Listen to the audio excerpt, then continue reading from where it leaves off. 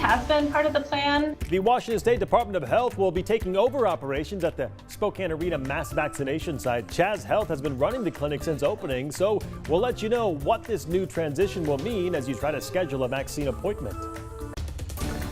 Today, Governor Jay Inslee announces 50 more schools throughout Washington will participate in COVID testing. With half the school year already over, he says it's one of the best tools we have to get more students back in the classroom. Tonight we have a glimpse inside of Spokane's newest sporting facility. We just learned last week the podium will host the 2022 Indoor Track and Field Championships. Trucking light snow showers tonight and overnight, but a warming trend by the weekend. Your forecast is next. Good evening and thank you for joining us for KREM 2 News at 5. I'm Mark Hanrahan. Welcome everyone. I'm Whitney Ward. Our top story tonight, a transition for operations at Spokane's mass vaccination clinic down at the Spokane Arena. Chaz Health has been running that site now for weeks, but the State Department of Health is now starting to take over operations there. KREM 2's Casey Decker joins us live now with details on what exactly this means and why it's happening. Casey? Mark, Whitney, the hope is that for people coming here to get their vaccines, they won't really notice much of a difference. But there are still some big lingering questions, mainly about how appointments will be booked in the future. The Department of Health has always been overseeing the site at the arena. However, Chaz Health has run on-the-ground operations. Now, DOH will take those over too. That means they'll coordinate staffing, deal with arena officials directly, and make decisions like when to open and close for the day. The transition is already underway and will be completed by the start of March. Health leaders say this was always part of the plan. Chaz has been leading operations from the beginning, and that was ideal considering that they already had plans in place with the Spokane Arena. So we were able to move forward very quickly with them setting the groundwork for the vaccine clinic. And that has all been done from the very beginning under DOH's direction. So now, as was planned, DOH is taking a more active role in the operations, which will allow for more community providers to assist. The transition will also allow Chaz to focus on vaccinating their own patients, especially those in underserved communities. As of right now, appointments are still booked through the Chaz site, but we don't currently have answers on whether that will continue to be the case in the long term. We do know that next week, the focus will shift to giving out second doses. Those are scheduled at the site when you first get your dose, so this will likely mean fewer appointments will be available for future first doses. Chaz says they're working to make the handoff seamless. Anything that was scheduled through our system will simply, be providing that information to Department of Health so that that process is smooth for patients coming on site to get their second doses. And some of the latest numbers here today, we learned that they have given out more than 10,000 doses here at the arena. This next shipment is expected to have roughly 4,000 doses. However, because of this bad weather, we've actually learned that they don't actually have that shipment on hand right now. So because of that, they're going to be making and concentrating these appointments later on in the week so that people don't have to end up rescheduling. For now, reporting live at the Spokane Arena, Casey Decker, KREM 2 News. Casey, thank you very much. The Spokane Arena Mass Vaccination Clinic, by the way, will begin administering both first and second doses of the vaccine this week. The next round of appointments at the Spokane Arena's Max Vaccination Clinic will open today at 5 p.m., so just opened about 2 minutes ago. Patients are not eligible to receive the vaccine unless they have an appointment.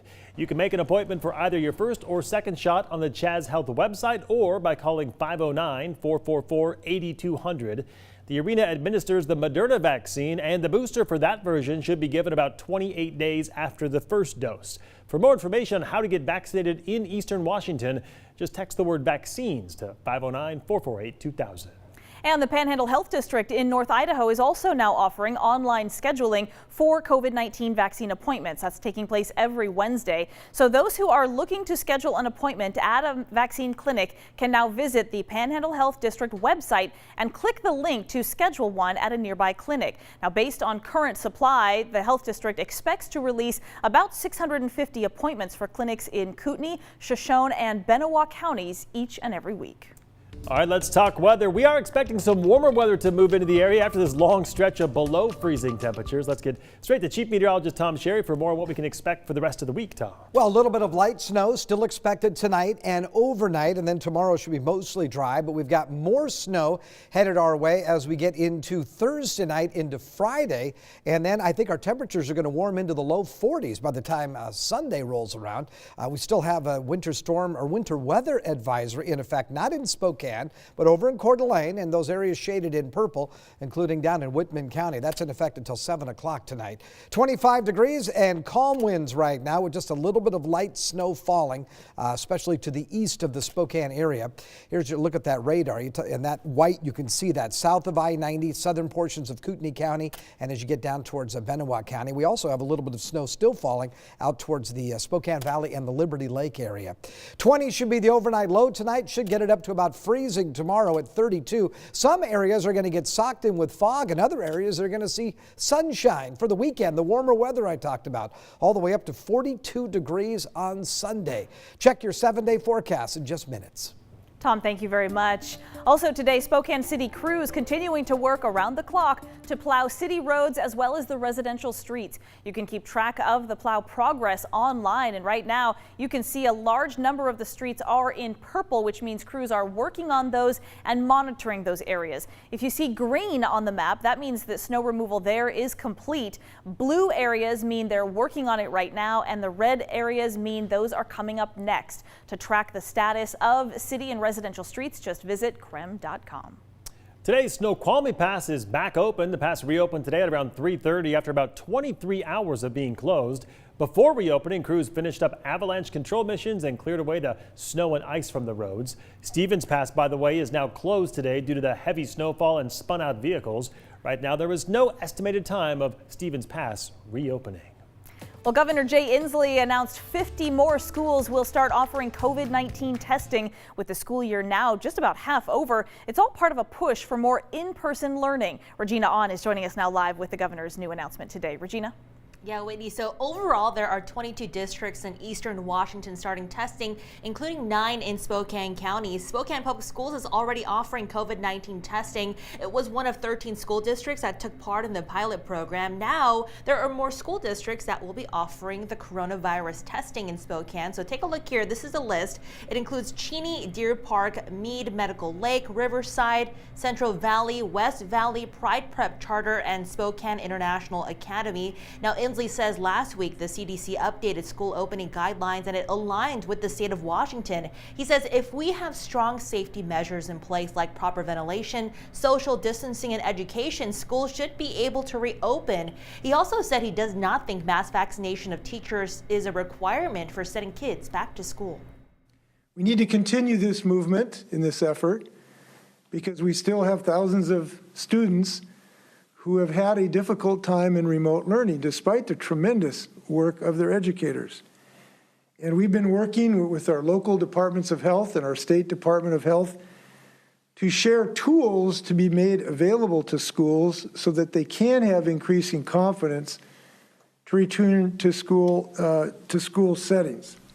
Right now in the state, around 200,000 students are receiving significant in-person instruction. Each district will have support from the Health Commons Project, which is a nonprofit organization that helps with care and testing services where it is needed the most. Now, Governor Inslee said national vaccine doses will increase from 11 to 13.5 million, which means more people who are eligible will be able to get the vaccine. Right now in the state, about 700,000 eligible Washington residents are not vaccinated. Live here in the newsroom tonight, Regina On, back to you, Mark. Regina, thank you very much. As vaccine distribution continues across the country, one of our viewers asked us whether it's normal for young adults to face stronger side effects to the vaccine compared to older counterparts.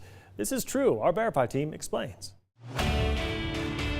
The Verify team is here to separate fact from fiction when it comes to things like the COVID vaccine. I just wanted to do my part. Anna Hovey is a 23-year-old medical receptionist from Maryland. She jumped at the chance to get the vaccine, although she tells us she definitely felt the side effects after that second dose. And I just felt not great, just wiped out. It just kind of felt like either like a bad cold or mild flu. On social media, you'll find tweets from other young, healthy adults who report flu-like symptoms after the second shot. So let's verify, is it normal for younger people to experience stronger vaccine side effects? Our sources are two doctors, Dr. Linda Nabha from the University of Pittsburgh Medical Center and Dr. Latasha Perkins from the Georgetown University School of Medicine. We also looked at resources from the FDA and the CDC. The short answer here, according to our experts, is yes. The reason you're seeing those side effects is because you have a robust immune system. When we're younger, we tend to mount a bigger and stronger immune reaction, if you will. And that's not a bad thing. That's actually a good thing. Take this breakdown of the Pfizer vaccine posted on the CDC website. It shows that people 55 and under had fever after the second dose about 16% of the time, compared to just 11% for those older than 55 when compared to placebo.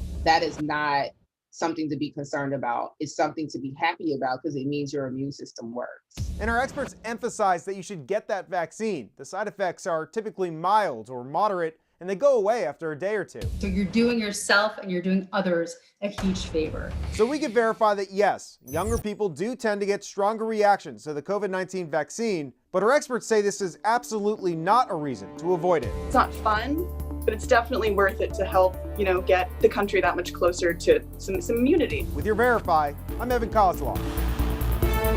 Well, good to know what to expect still, that's for sure. All right, in the first of its kind here on the West Coast, a new sporting facility is coming to Spokane. Coming up after the break, we're getting a look inside the podium.